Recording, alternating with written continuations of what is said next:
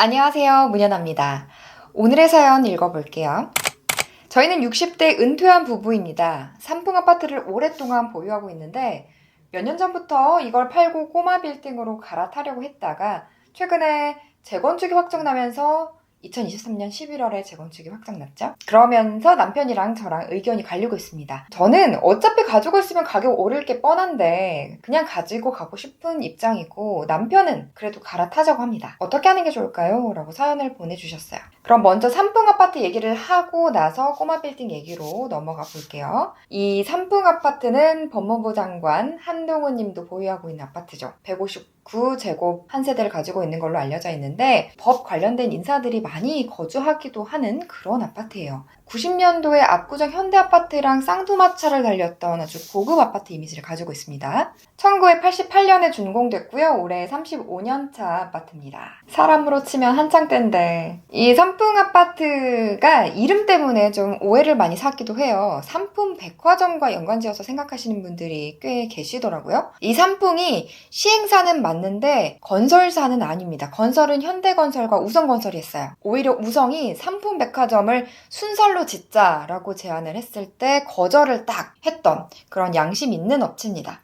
그래서 튼튼하게 지어진 아파트 맞고요. 계속해서 현황을 살펴보면 용적률 221%, 최고층은 15층입니다. 토지 대장을 열어보면 여기가 3종 일반 주거지역이에요. 근데 3종이 용적률이 250%까지 가능하거든요. 근데 이미 이 삼풍 아파트가 221%가 채워져 있습니다. 이렇게 되면 사실 재건축하기가 어렵다라고 얘기가 나올 수도 있는 상황인데, 이 입지가 입지인지라 다들 너도 나도 들어가고 싶어 합니다. 그동안에도 업계 1, 2위를 다투는 한국토지신탁이나 한국자산신탁에서도 눈독을 많이 들였던 그런 곳이죠. 워낙 노른자 땅이니까. 입지 한번 볼까요?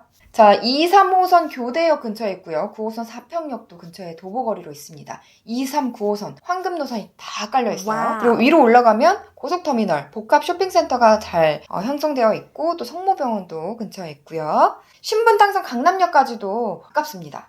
입지는 흠 잡을 데가 없는 것 같고, 지금 총 세대수가 2390세대, 초대단지 좋고요. 32평의 대지 지분이 15평이 조금 안 되고, 대형 평수가 많아서 대형 평수들은 대지 지분이 큰 편입니다.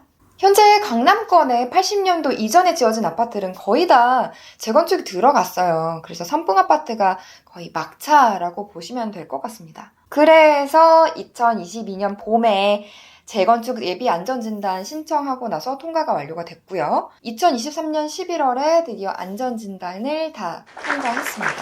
재건축 확정 축하드립니다.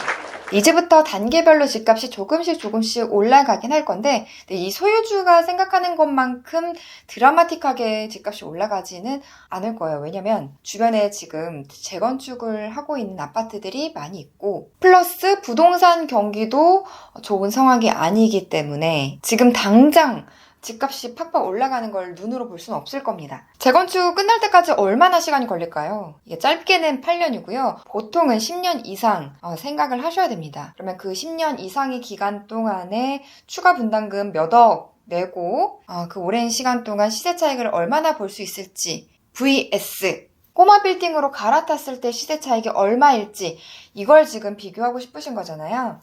현실적으로 한번 볼게요. 지금 삼풍 아파트 32평 기준으로 지금 마지막 실거래가가 11월 달에 23억에 찍혔고, 그리고 호가, 그러니까 나 이 정도 금액에 팔겠다라는 금액이 24억에 몇 세대 정도가 올라와 있습니다. 광고에. 그러면 24억에 매각을 해도 양도세 빼고 20억이 조금 안 되는 돈이 손에 남을 텐데요. 이 금액으로 레버리지 없이 만약에 내가 꼬마 빌딩을 산다. 20억 미만으로 꼬마 빌딩을 내가 정말 좋은 입지에 산다. 어렵습니다. 서울 강남 지역이나 그에 준하는 괜찮은 입지에 그런 건물을 사기는 어려워요. 그럼 대출을 조금 껴서 산다고 생각을 해볼게요. 사실 2, 3년 전까지만 해도 10억 혹은 20억을 가지고 레버리지를 최대한 활용해서 좋은 입지에 빌딩을 사면 5억, 10억 그 이상 시세 차익을 얻는 게 참 비일비재했었거든요. 근데 요즘 같은 시장에는 전혀 그게 맞지가 않죠. 불과 얼마 전의 일이지만 사실 그때와 비교해서 지금은 모든 게 많이 바뀌었습니다. 일단 이자가 너무 비싸졌고요. 고금리 이자 감당하기가 굉장히 어려워졌습니다. 그리고 디벨롭을 하자니 건축 비용도 어마무시하게 올랐습니다. 거의 1.5배 정도 올랐고요. 여러 가지 경제 시장 상황 때문에 매수 심리도 얼어붙었습니다. 경기가 안 좋으니까 임대료도 떨어지고 있어요. 엄밀히 말하면 빌딩 투자로 돈 벌기가 쉬운 시기가 아니라는 얘기예요. 하지만 쉽지 않을 때 또 기회는 있는 법이죠. 결론은 시세차익용 빌딩을 매입하려면 입지가 환금성이 좋은 입지, 그리고 시세 차익이 기대되는 입지를 잘 살펴서 매입을 하셔야 되고요. 그리고 또 시세보다 저렴한 가격으로 매입해야 되는 시기입니다. 그래도 되는 시기예요. 왜냐면 매수자 우위이기 때문에 충분히 가격을 내고 해서 저렴한 가격에 매입하셔도 되는 시기입니다. 저는 시세보다 한 20% 저렴하게 매입하시는 걸 추천드립니다. 보수적으로. 지금 사연 주신 분이 60대고 은퇴하신 분이기 때문에 현금 유동성이 뛰어나지는 않잖아요. 그래서 더욱더 보수적으로 투자하셨으면 좋겠어요. 현재 21년도 전후로 빌딩 투자 붐이 일었을 때, 그리고 이자도 굉장히 저렴해서 공격적으로 투자를 하셨던 분들이 현재 불어난 이자 때문에 감당이 안 돼서 빌딩을 좀 저렴한 가격에 내놓으시는 분들 꽤 계시거든요. 그런 빌딩을 매입해 보시는 걸 생각해 보실 수 있겠네요. 시세보다 저렴하게 매입을 하시고 경기가 회복됐을 때 그 저렴하게 매입한 금액만큼 차익을 얻겠다. 이 정도로 생각하시면 마음이 좀 편하실 것 같고, 경기가 더 많이 회복되면 그 이상의 차익도 얻으실 수가 있겠죠. 어려운 상황에서는 리스크도 크지만 그만큼의 기회도 많이 생깁니다. 현명하고 바람직한 부동산 투자하시길 바라겠습니다. 고맙습니다.